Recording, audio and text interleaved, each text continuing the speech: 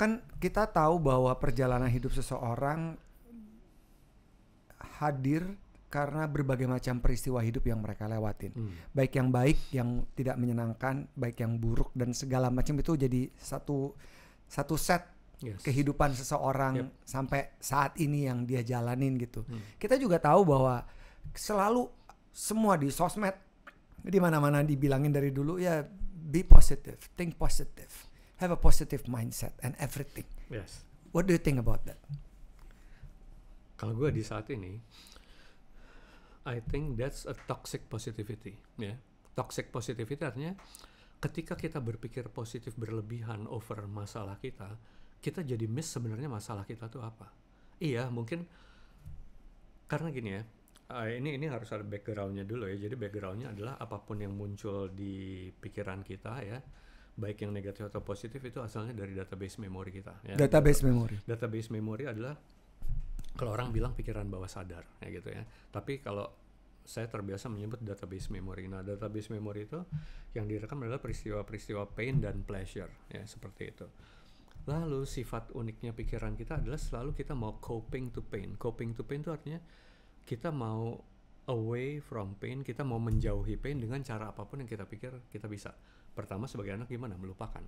Lalu datang masukan-masukan, berpikir positif. Lalu datang masukan-masukan lagi. Stages in life, harus apa? Harus bersyukur, harus ikhlas, harus positif, dan lain-lain. Itulah cara kita coping. Ketika kita coping terhadap kejadian-kejadian yang gak enak yang pernah terjadi dan perasaan kita berubah, itu kesadaran kita hanya bergerak menjauhi momen-momen itu. Tapi kita yang mengalami momen-momen trauma atau pain di masa kecil itu tetap pada rasanya terhadap kejadian-kejadian itu. Dan nanti dengan pemicu-pemicu yang tepat, itu akan muncul lagi di dalam tubuh dewasa kita atau tubuh remaja kita. Waktu berlalu, tapi waktu it's not a component in energy, in emotion, seperti itu. Jadi itu coping. Terus manifestasi itu apa? Misalnya seorang anak kepengen sesuatu terus nggak dapet, terus dia nangis. Apa yang orang biasanya lakukan? Jangan nangis, malu. Tuh diketawain satpam, nggak boleh nangis, kamu harus kuat, kamu harus berani, jangan cengeng, jangan lemah. Jadi ketika energi kita lagi termanifest sebagai seorang anak, itu dari authority figure masuk masukan lain, dan di database memory itu jadi menjadikan momen-momen yang menghentikan manifestasi dari energi kita, seperti itu.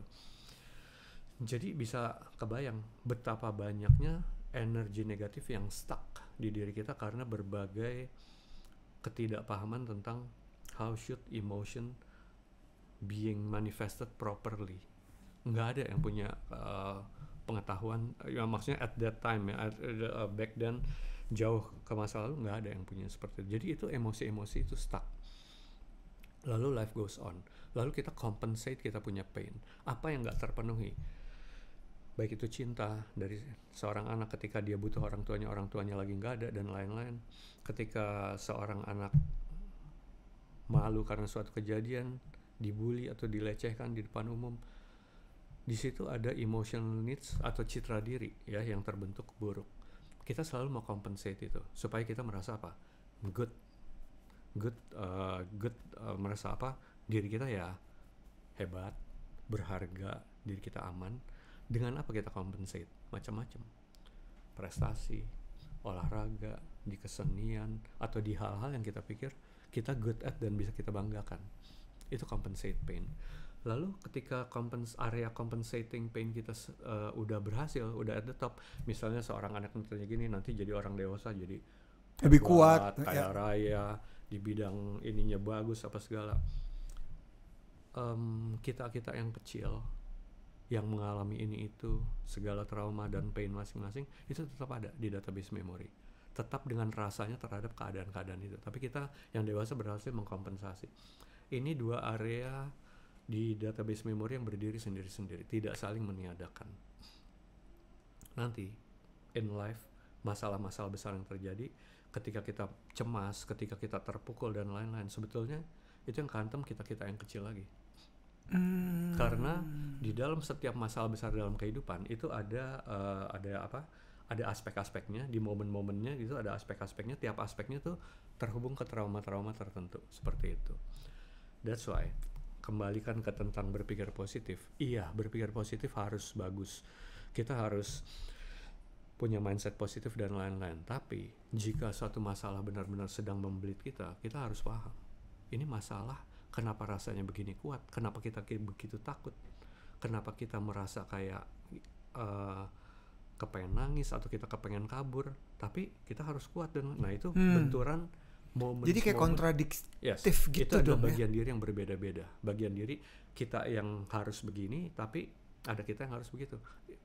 Ya. Apa yang terjadi kalau ternyata si kontradiksi ini kemudian tidak bisa berjalan dengan baik?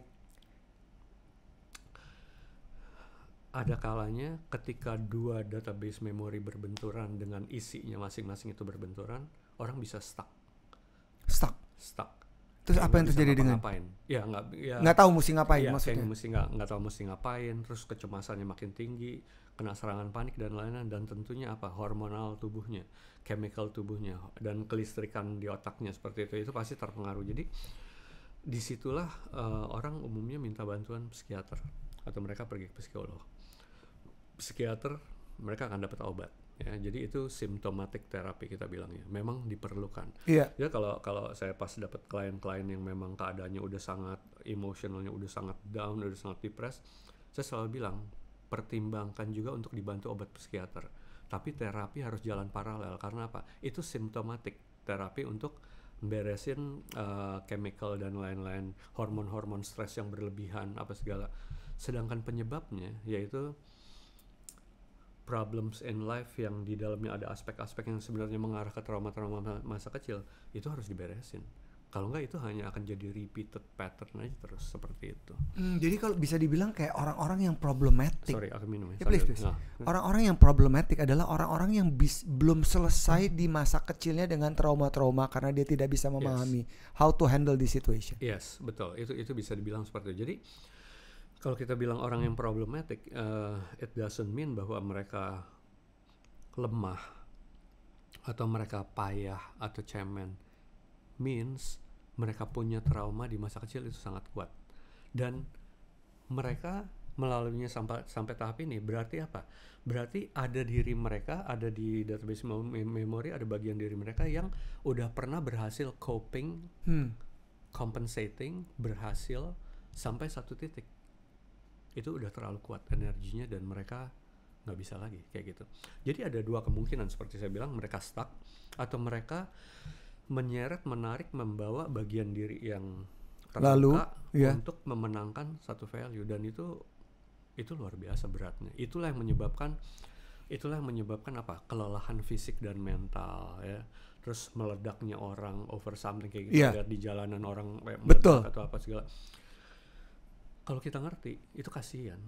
Itu ledakan-ledakan itu bisa itu trigger di jalanan itu adalah memang berhubungan dengan trauma kecil mereka, atau itu adalah ledakan dari apa yang udah numpuk-numpuk seperti itu. Jadi bisa dibilang bahwa bagaimana setiap orang dapat mengenal satu kejadian dalam hidupnya dan kemudian menyimpannya atau menyelesaikannya dengan baik, sehingga ketika dia melangkahkan kaki untuk kehidupan berikutnya, badannya lebih ringan, pikirannya lebih ringan. Tapi memang nggak banyak yang betul seperti itu, nggak banyak ya, nggak banyak dalam arti sangat jarang. Iya, dan nggak ada orang juga yang tahu kan, misalnya gue kecil kenapa, gue bagaimana, ternyata kejadian-kejadian selanjutnya kemudian itu saling tarik menarik. We tend to forget. Ya, kita umumnya lupa. Ya, kayak misalnya klien datang ya terus bilang ini ada masalah Anda ini pasti akar-akarnya di masa kecil. Bilang masa kecil saya baik-baik aja, I'm a happy child, orang tua saya sayang sama saya, apa yang saya minta diberikan. Iya, artinya itu adalah gimana kesadaran dia membaca dominant memories, tapi not specific ones. Artinya apa? That moments yang lo bilang itu ya. Artinya apa? Sebaik-baiknya hidup seorang anak, nggak mungkin dia suatu hari nggak nangis karena sesuatu, nggak marah karena sesuatu. Yang nyempil dan terlupakan itu, tetap kan dia udah vibrating, dia punya energy at that time, hukum-hukum semesta udah merespon dan itu dihadirkan lagi kan dalam hidup. Itu udah suatu hampir nyaris suatu kemutlakan yang pasti. Seperti itu. Jadi ketika dia lupa, jadi saya suka bilang gini, nggak terlihat, nggak terasa bukan berarti tidak ada. Saya selalu bilang gitu. Jadi kalau bilang dia selama SMA dia baik-baik aja, dia SMP baik-baik aja, dia waktu SD baik-baik aja, happy. Iya, itu yang disadari, kesadaran membaca keseluruhan itu. Tapi specific moments in life, ketika terjadi sesuatu kita kehantam, kita kepukul karena sesuatu, nggak mungkin nggak ada, nggak mungkin.